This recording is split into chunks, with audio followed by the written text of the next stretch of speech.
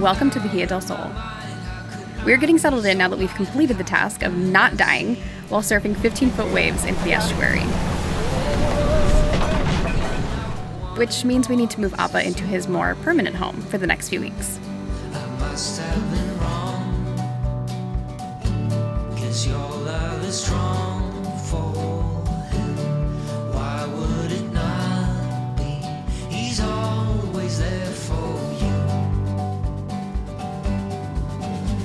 I keep living alone. Nice. Backed off range is 7 feet of water.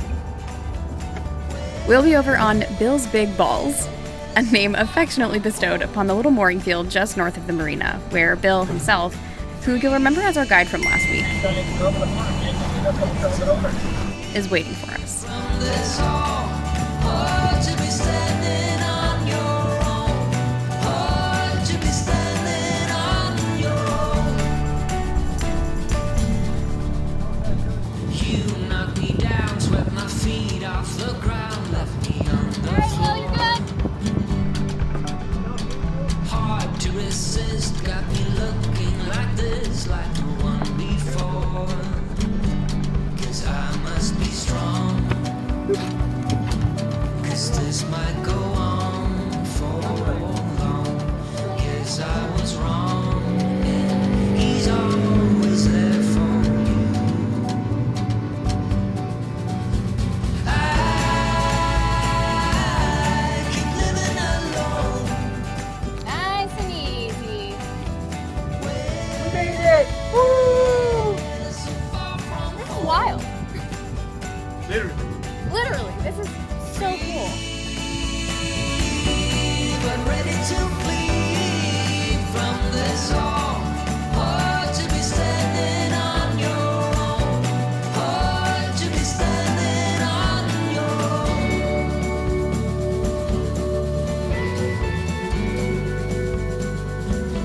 own. Passage beer time. Passage from the dock to the mooring ball. We're Will and Em, Say something cool. Something cool. and we're living on the hook in our sailboat, Appa. For nearly a decade, we planned and plotted our escape from the Fire Nation, aka our day jobs, and now we're hightailing it on the high seas aboard our sailing bison. Appa got the zoomies.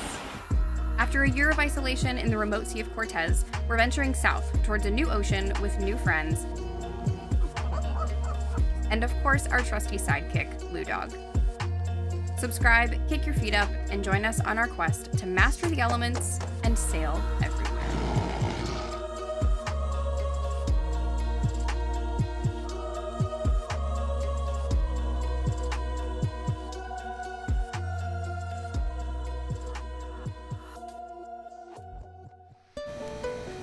Good morning, friends. It's a beautiful day in the neighborhood, and we are feeling right at home here. These early hours in the estuary are typically the highlight of our day. Taking our coffee on the bow, waving at the lanchas and the pongas as they pass by, full of either fishermen headed out to open sea or school children on their way to the mainland. Today's highlight, however, is going to be a little bit different. From the safety of the beachfront palapa, we're watching as our friends brave the bar. Blue Safari, this is the pilot boat. Roger that, thanks.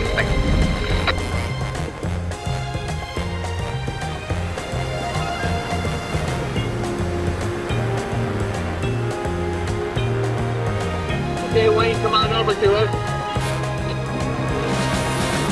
Keep us healthy.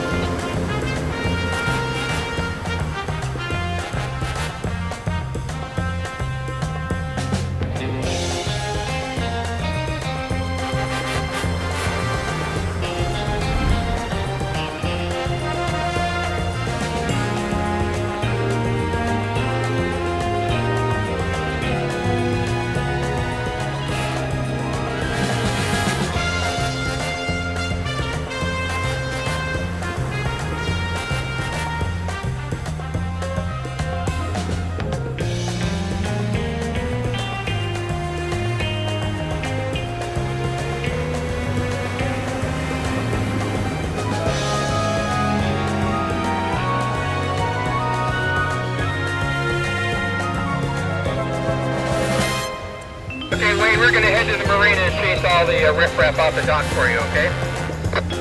Copy, riffraff. We didn't even have an escort. Well, Emily! Like we literally came in ourselves. We're spying on our friends on Ricea, who we haven't seen since Tenagatita. They are here, they crossed the bar last night, and they're now getting put on the mooring ball directly next to us. We get to be neighbors again. Woo. I'm so excited. We love Market Jacqueline.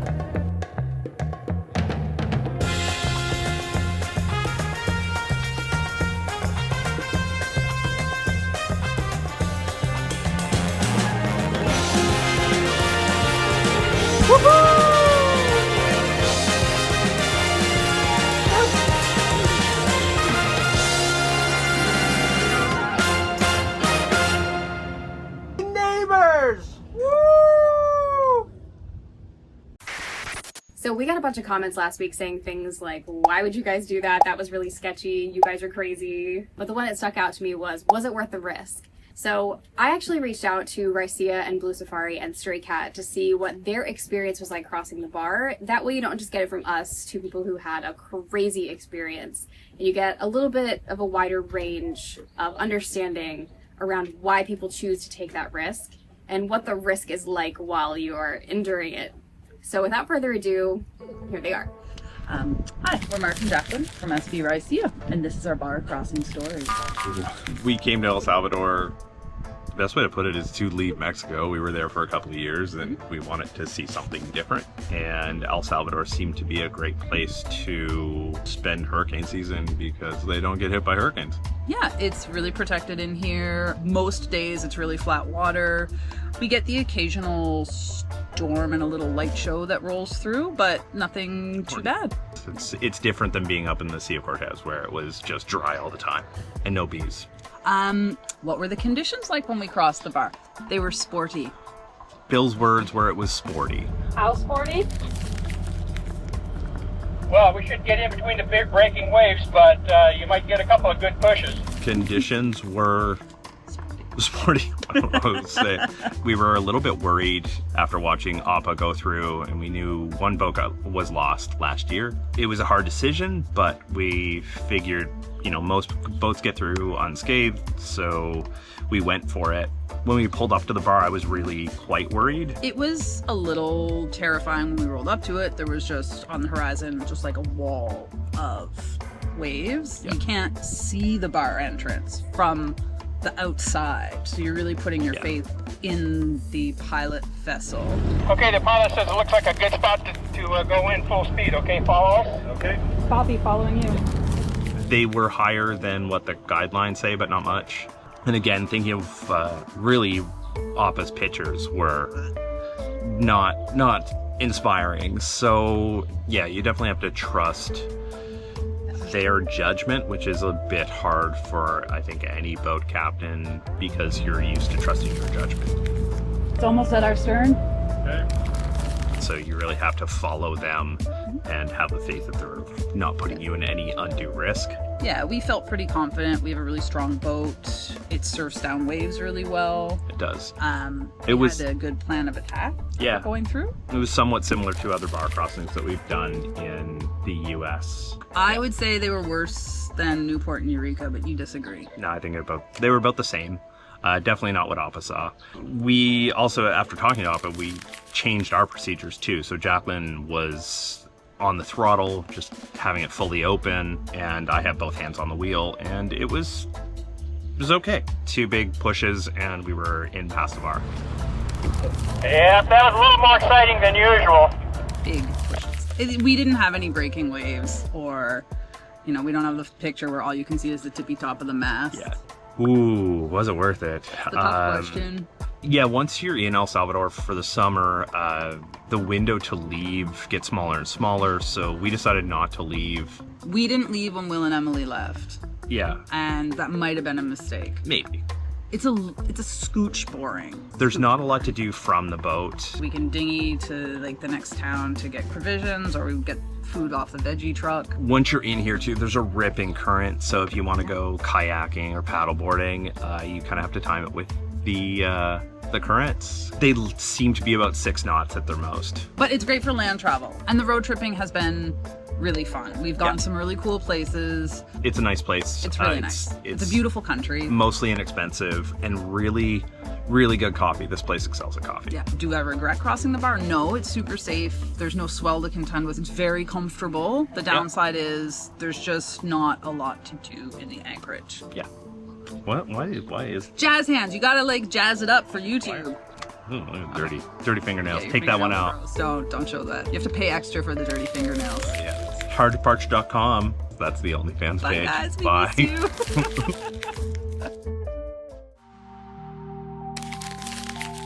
We chose to stop in El Salvador because it was recommended for land-based adventures, and we knew several other cruisers in the anchorage at that time. We have a 49-foot catamaran with a sub 3-foot draft, and our bar crossing, both directions, was uneventful. We feel that our length and draft make it a much different experience than other boats. We actually surfed a wave while crossing, but it was not an issue. However, the bar crossing is not a joke and should absolutely be respected. The pilot boat is well intended and does provide some comfort, but cannot offset poor preparation or poor seamanship. Our risk-benefit assessment typically prioritizes sailing conditions, good winds. But on this occasion, we prioritized the bar crossing over favorable winds, and we are very happy with that choice. We made sure all necessary equipment was functioning properly, including our ground tackle. We stowed all unnecessary items, secured all the hatches, and wore communication headphones. At the end of the day, El Salvador is a great place to go, provided you have a very flexible departure schedule and you are looking for some amazing land-based adventures. We were there several weeks longer than we expected, waiting for a favorable bar crossing, but we feel it was worth the effort and time lost.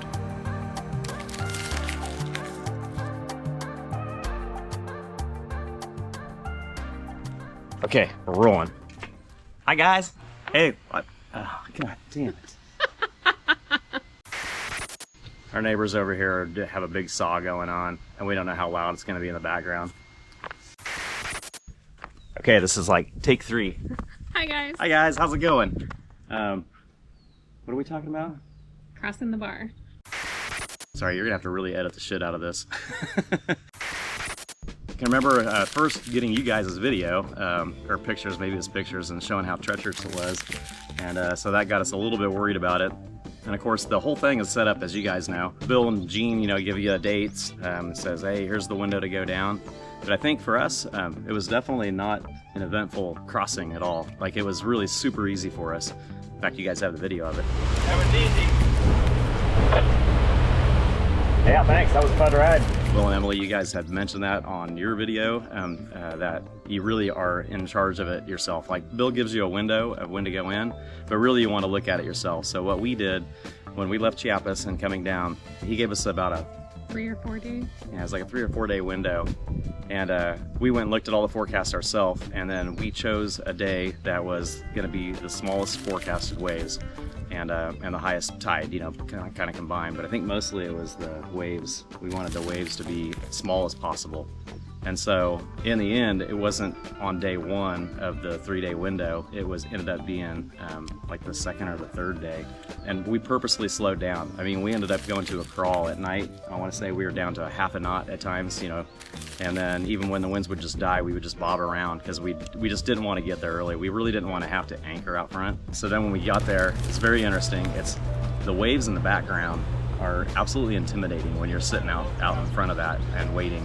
Because where he gives you the waypoint to wait, it's like you're not in line with the actual line of sight of where you would actually cross. So you're just looking at nothing but breaking waves. You're looking at breaking waves everywhere, thinking, oh my God, how in the hell are we gonna get across this? Why are we doing this? Yeah, why are we doing this? And so, but then eventually, Bill comes out, calls us over. As we go over, of course you're nervous. There's breaking waves on your left, there's breaking waves on your right. So it's really intimidating. And then there's a boat that was passing us coming out.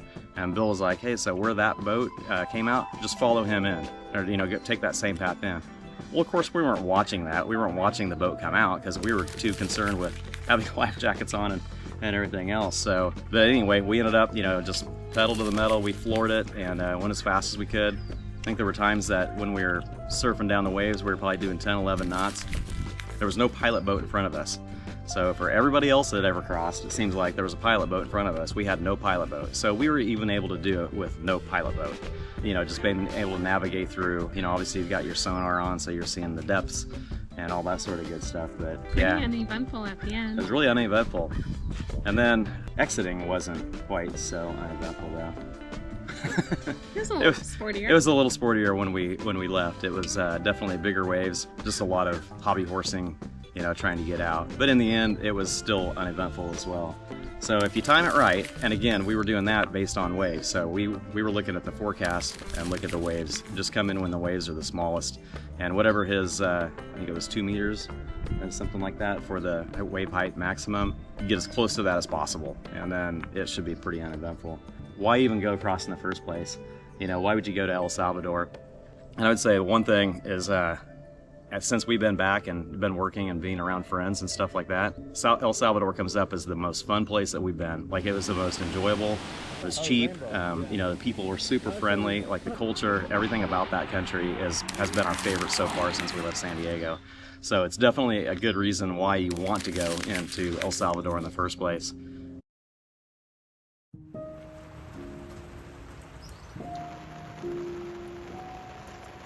We woke up at, I think, like 4:15 this morning, and it was raining its ass off. Had to close all of our hatches, and now we're having our coffee in the cockpit, enjoying the sounds of the rain. It's very nice. Will's unclogging all of the scuppers with the dog hair from the dog hair. Yeah. It's pretty heckin' chill out here.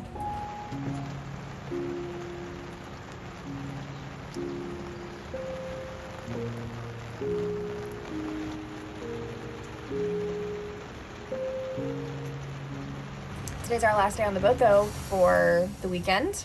We are getting ready to head back to the States because our friends Jenna and Josh are getting married.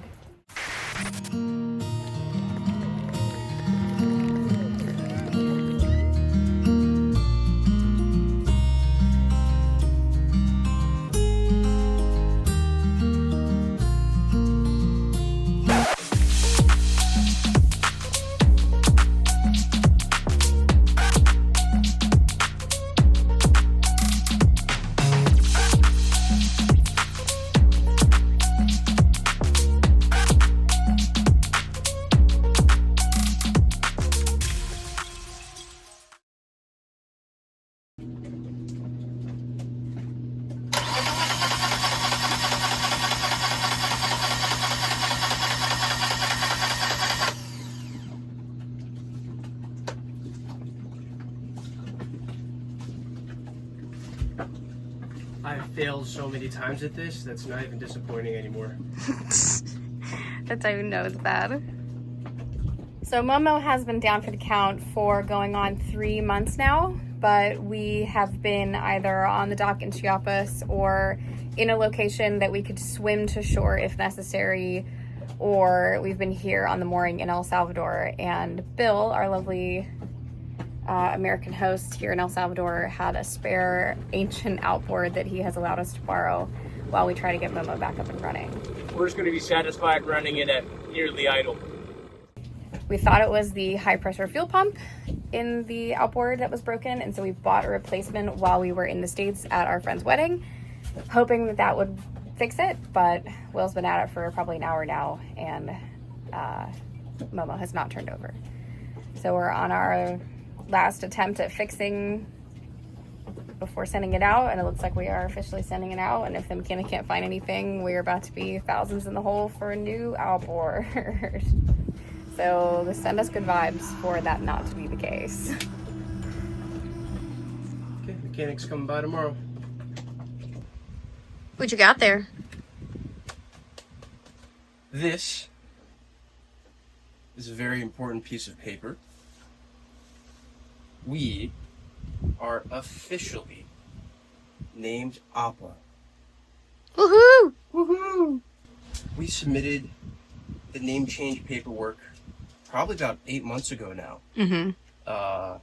3 months before we put the new stickers on, which you guys saw in San Carlos.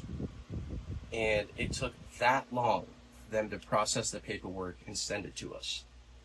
So, We were a little bit illegal there for a couple months because the name on the boat didn't match the name on the paperwork, but now it does. There you have it, folks. Appa is once again legal, and you got to see what it's supposed to look like when you cross the bar. We hope you enjoyed hearing from some other cruisers in the wild about their own experiences. Knowing what you know now, what do you think? Would you cross the bar? Thanks for watching, and if you're new here, don't forget to subscribe so you don't miss a single moment of our journey to the Panama Canal. On our starboard tack right now, our port side stays look like ropes, not wires. Next week, we're taking you into the heart of El Salvador, a country previously known as the murder capital of the world.